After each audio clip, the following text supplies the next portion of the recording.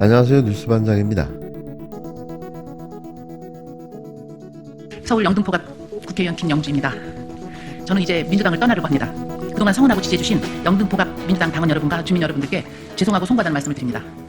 오늘 민주당이 저에게 의정활동 하위 20%를 통보했습니다. 영등포 주민을 대표하는 국회의원으로서 모멸감을 느낍니다. 저는 지난 4년간 한 해도 빠짐없이 시민단체, 언론, 그리고 모든 매체에서 우수 국회의원으로 선정될 만큼 성실한 의정활동으로 평가받아왔습니다. 오로지 민생 회복과 정치 발전을 위해 4년간 쉼없이 활동했습니다. 그런데 대체 어떤 근거로 하위에 평가됐는지 정량평가, 정성평가 점수를 공개할 것을 요구합니다. 저는 친명도 아니고 반명도 아닙니다.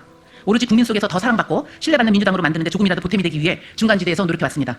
하지만 그런 저를 반명으로 낙인 찍었고 이번 공천에서 떨어뜨리기 위한 명분으로 평가 점수가 만들어졌다고 판단합니다. 저에 대한 하위 20% 통보는 민주당이 이재명 대표의 사당으로 전락했다고 볼 수 있는 가장 적나라하고 상징적인 사례가 됐다고 생각합니다. 지금의 민주당은 이재명 대표 사당으로 전락했습니다. 그동안 이를 바로잡지 못하고 지금의 상황까지 오게 된 것을 반성합니다. 민주당이 잘 되기를 바라지만 이재명을 지키지는 않겠습니다. 저는 우리 사회 정치 발전을 위한 길이라면 그것이 무엇이든 마다하지 않겠습니다. 오직 민생과 지역 발전을 위한 정치에 최선을 다하겠습니다. 지난달 19일 사선의 김영주 국회 부의장이 민주당 탈당을 선언했습니다. 김 부의장은 민주당 공천을 앞두고 의원 하위평가 20%에 속한다는 통보를 받자 모멸감을 느낀다며 지난달 탈당을 선언했는데요. 그런데 탈당한 지 11일 만인 3월 1일 국힘당 한동훈 비대위원장과 만나 국힘당 입당을 논의한 것으로 알려졌습니다.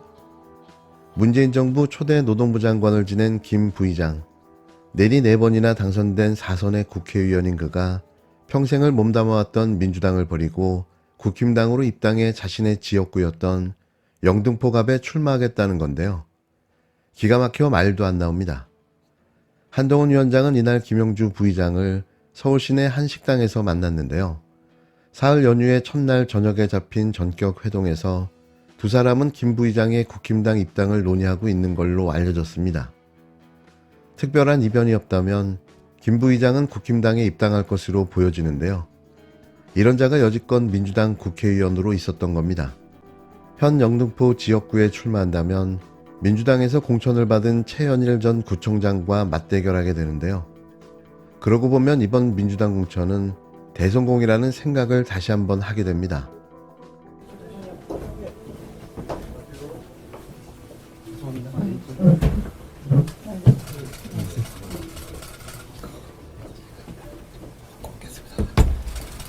편하게 입고 왔습니다. 네.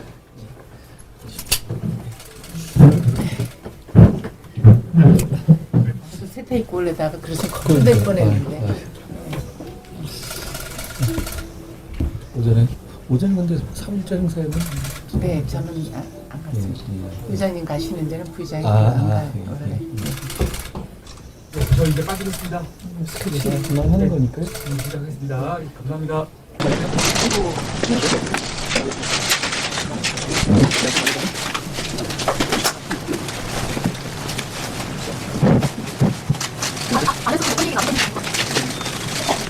저는 지금의 이재명 대표의 민주당이 김영주 부의장 같은 상식적이고 확률적인 명분을 추구하는 큰 정치인을 함께는 너무 망가져버렸다고 생각합니다.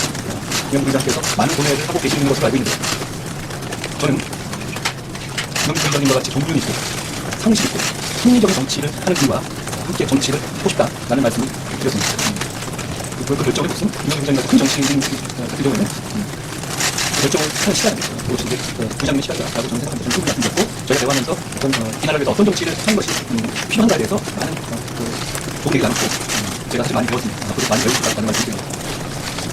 제가 좀 어렵습니다. 여러분들 다 아시다시피. 그래서 제 역할이 무엇이었는지 그리고 제가 해야 될 역할이 많았는지 이런 거에 대해서 얘기해 주셨고요. 제가 조금 더 고민을 해서 너무 늦지 않은 시간에 제가 답을 드리는 걸로 얘기를 했습니다. 오늘 처음 만난 자리인데 많은 얘기 해주셨습니다. 해당하신 분에 다른 다른 국회에서 가신 건 오늘 처음입니다. 네. 제가 어제 임시국회가 어제 마감해서 오늘 제가 사실 탈당계를 되게 시장가 됐고요.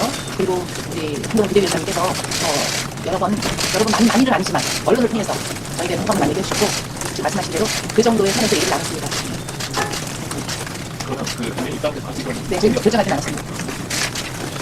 그러면은 입장 결정 안 해서 지역구에 대해서도 결정. 당연히 얘기는 아닙니다. 지금 우리가 어떤 정치를 할 것인가에 대한 큰 틀에서의 말씀을 나눈 것이고 정적 내용에 대해서 말씀을 저희가 하는 단계는 아닙니다만 저희가 어떤 정치가 필요하다 대한민국과 중심을 위해서 어떤 정치가 필요하다라는 점에 대해서는 많은 공감대를 가지고 있다라는 말씀드립니다. 네.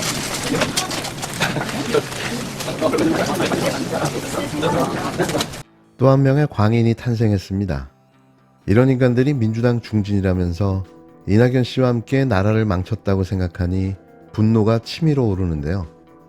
강성 노동계 인사로 민주당에서 4선이나 하며 장관의 국회 부의장까지 한 인간이 이런 짓거리까지 할 수 있다는 게 기가 찰 노릇입니다. 마침 이날은 105주년 3.1절이었는데요. 독립운동하다가 변절한 인간들이 부끄러운 줄 모르고 설쳐대는 것 같아 엽격기까지 했습니다. 요즘 임종석 씨의 꼬라지를 보면 더욱더 그러한데요. 이재명 대표의 민주당 쇄신이 얼마나 힘들었는지가 짐작이 갑니다. 공천을 못 받을 것 같다고 탈당해 상대당 입당까지. 다시 말씀드리지만 이번 민주당 공천은 제대로입니다. 자유, 인권, 법치의 가치를 공유하며 공동의 이익을 추구하고 세계의 평화와 번영을 위해 협력하는 파트너가 되었습니다. 이 모든 독립운동의 가치가 합당한 평가를 받아야 하고 그 역사가 대대손손 올바르게 전해져야 한다고 믿습니다. 3.1절 기념사에서 윤석열 대통령은 또 한 번 일본과의 협력을 강조했습니다. 과거사 문제는 이번에는 언급조차 하지 않았는데요. 무장투쟁뿐만 아니라 외교, 교육, 문화 등 다양한 독립운동이 합당한 평가를 받아야 한다고도 했습니다. 이런 윤 대통령의 발언은 최근 일고 있는 이승만 전 대통령에 대한 재평가 움직임과 무관치 않다는 분석이 나오는데요. 취임 이후 윤석열 대통령은 3.1절과 광복절 기념사에서 일제강점기 강제동원이나 위안부 등 과거사를 언급하지 않았습니다. 이날 3.1절 기념사는 1년보다도 더 친일스러워졌는데요. 작년 3.1절엔 일본이 과거 군국주의 침략자였다가 협력하는 파트너가 됐다고 했지만 이번엔 침략은 빠지고 협력 파트너만 남았습니다. 제일 충격적이었던 건 기미독립 선언서에서도 일본을 향해 이해와 공감을 토대로 새 세상을 열어가자고 했다며 지금 한국과 일본이 새 세상으로 가고 있다는 충격적인 발언까지 내놨는데요.